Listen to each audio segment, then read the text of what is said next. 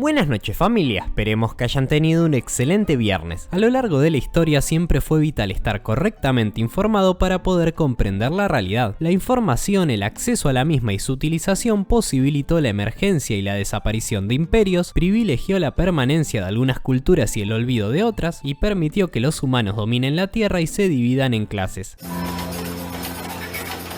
En unas palabras, la información es poder. Antiguamente la información, la posesión y comprensión de la misma era un privilegio. Sin embargo, la aparición de la imprenta contribuyó sustancialmente a lograr la masificación de la información. Gracias al mercado, el libro se convirtió en la unidad contenedora de información por excelencia. No obstante, con los años el libro fue cayendo en desuso debido al auge de nuevas formas de conseguir la información como las revistas, la televisión y finalmente el internet. Pese a esto, consideramos que los grandes sistemas de ideas requieren de una análisis más exhaustivo y el libro no ha dejado de ser uno de los métodos más completos para comprender una temática en profundidad. Es por esto que hoy les traemos una lista de 10 libros para iniciarse en el liberalismo. Y ya agarramos un libro y si nos ponemos a leer algo. Lista que no pretende contener los mejores libros liberales ni los más interesantes, pero sí propone diferentes miradas para lograr una comprensión general del tema, permitiéndonos definir bien a qué apoyamos cuando nos definimos como liberales. Si no le aflojan al gato, entonces la crisis vendrá. 1. La economía en una lección de Henry Hazlitt es un buen punto de partida ya que introduce los conceptos básicos para entender y aplicar la economía liberal. Este libro fue recomendado en muchas ocasiones por Javier Milei, específicamente para aquellos que le preguntaban por un libro para empezar desde cero. El libro consta de 2 partes. En la primera introduce cómo la economía debe trascender lo inmediato, focalizándose en los efectos a largo plazo para todos los grupos que conforman una sociedad. Y en la segunda parte aplica la lección a 24 ideas sobre economía y desmonta falacias como la falacia de la ventana rota. 2. La riqueza de las naciones de Adam Smith es un clásico de la literatura económica como disciplina más allá del liberalismo, considerándose el punto de partida de la economía moderna. En esta obra se analiza la prosperidad de los países más ricos de la época. Las conclusiones incluyen que para que un país sea rico debe llevar a cabo una correcta división del trabajo, favorecer el libre mercado y limitar las distorsiones causadas por el Estado. Smith habla de un orden natural resultante del libre ejercicio del interés individual, el cual lleva a aumentar el bienestar de la totalidad de la población sin siquiera proponérselo. El orden espontáneo. ¿Se dan cuenta que Adam Smith no se equivocó? La aplicación de sus enseñanzas ha llevado a que las economías liberales mantengan su superioridad económica frente a los demás sistemas y por consiguiente mejorando sustancialmente la calidad de vida de sus individuos. Muchos autores coinciden en que la publicación de este libro y el proceso de drástica reducción de la pobreza iniciado en el siglo XIX no son fenómenos aislados. 3. Retomando la idea del orden natural propuesto por Smith, no podíamos dejar afuera Camino de servidumbre de Friedrich Hayek, en el cual muestra al colectivismo, específicamente al socialismo y al totalitarismo, como modelos que impiden y destruyen el desarrollo de la libertad. Para el autor, los modelos de planificación central que persiguen el bien común de la sociedad no son más que una amenaza para el ejercicio de la libertad individual. La justicia social es el argumento que lleva a que naciones democráticas se acerquen en sus legislaciones al accionar de regímenes estatistas.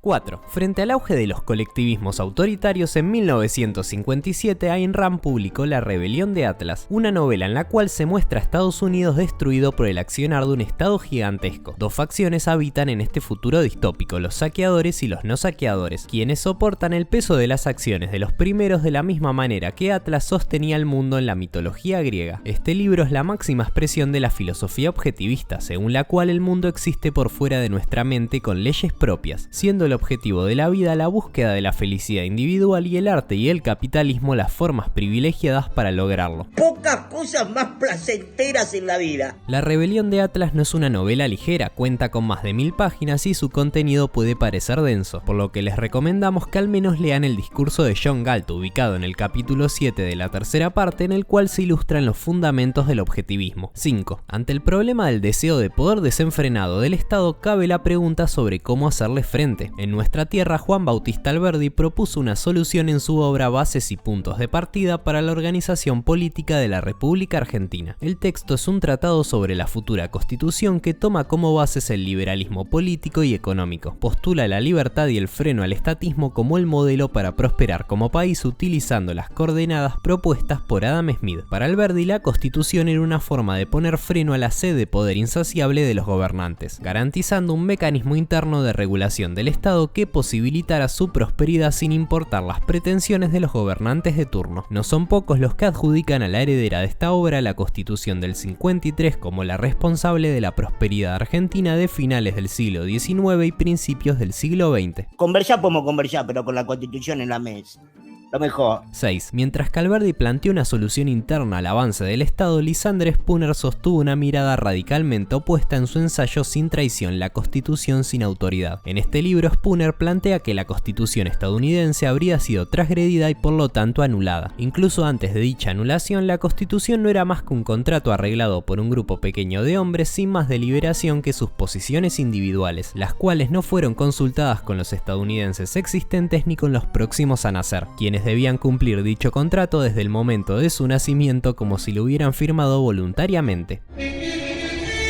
Al asumirse el consentimiento de todos los ciudadanos sin que éste sea dado voluntariamente, constituye para Spooner una invalidez total de la Constitución como contrato vinculante. Para él, ir en contra de la Constitución no solo no califica como traición, sino que es un imperativo moral. 7. Siguiendo esta línea, en la desobediencia civil, Henry Thoreau argumenta que el Estado no posee autoridad moral para regular las acciones de los individuos, siendo el deber de estos rebelarse en contra de aquellos mandatos que consideren injustos, como por ejemplo pagar impuestos. Para Thoreau, los gobiernos son más dañinos que beneficiosos y la democracia es una asociación falaz que pretende legitimar la posición de la mayoría como correcta y sabia. Esta democracia no sirve. Es por esto que la desobediencia es un precepto para aquellos individuos que no quieren ser cómplices de un sistema promotor de la injusticia. El gobierno no deviene corrupto o injusto en su búsqueda de progreso, sino que es corrupto e injusto en su esencia, partiendo de la aplicación forzosa del contrato social. ¡No está el Estado! ¡Claro! 8. Hombre, Economía y Estado de Murray Rothbard es uno de los libros más completos para profundizar nuestro conocimiento sobre economía. Esta obra base de la escuela austríaca propone un mayor entendimiento del proceso económico, explicando cómo se determinan los precios y las tasas de interés, por qué existen los ciclos económicos, la relación entre monopolios y competencia, los intercambios directos e indirectos o el impacto del consumo. Lo atractivo de la narrativa de Rothbard es que la fundamentación detrás de estos fenómenos económicos es presentada desde la acción humana, dando explicaciones y ejemplos claros de situaciones cotidianas de individuos y grupos que impactan en la economía, permitiendo una incorporación progresiva de conceptos que facilitan el estudio de nociones más complejas y abstractas. ¡Ay, qué rico, papi! 9. El aspecto económico del liberalismo es quizás el más icónico y el que atrae a más personas, pero está lejos de ser el único elemento presente en un cuerpo de conocimientos y posiciones tan amplio. Sobre la libertad de John Stuart Mill es un himno a la libertad del individuo en oposición al control ejercido por grupos de poder, especialmente el Estado. La base del libro es que la libertad consiste en poder hacer todo aquello que no cause perjuicio a los demás. Mill encuentra complejo el problema de entender la definición de los límites entre unos y otros y para eso apela a lo que denominó como el principio del daño. El único fin por el cual es justificable entrometerse en la libertad de acción de otra persona es la propia protección. Mill propone que en el comienzo de las sociedades el contrato social fue necesario para que unos pocos representantes se pudieran poner de acuerdo en nombre de la totalidad de los individuos. Sin embargo, tras establecerse los cimientos de la sociedad, las personas podrían autogobernarse dejando atrás la supuestamente necesaria tiranía del gobierno. 10. La fatal ignorancia del chileno Axel Kaiser es una respuesta a la tiranía de la mayoría identificada por Stuart Mill. En este libro se ilustra cómo la derecha perdió la batalla cultural en Chile, un hecho visible claramente durante el gobierno de Sebastián Piñera. Mientras la izquierda utiliza constantemente la batalla cultural propuesta por Gramsci para lograr que su mensaje cale en la sociedad, la derecha se ocupó de gestionar de la mejor manera posible ocupándose del discurso económico pero descuidando totalmente el mensaje cultural. Axel pone de manifiesto la necesidad de adueñarse de las propias posiciones culturales y defenderlas sin culpa.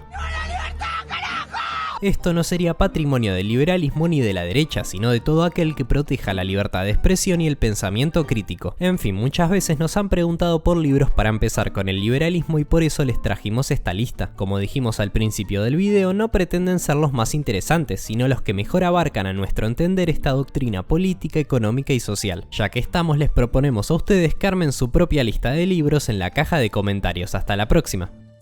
Bueno gente, pueden ayudarnos suscribiéndose al canal, dando un me gusta o comentando algo, o si no vía Patreon o Mercado Pago. Chau chau.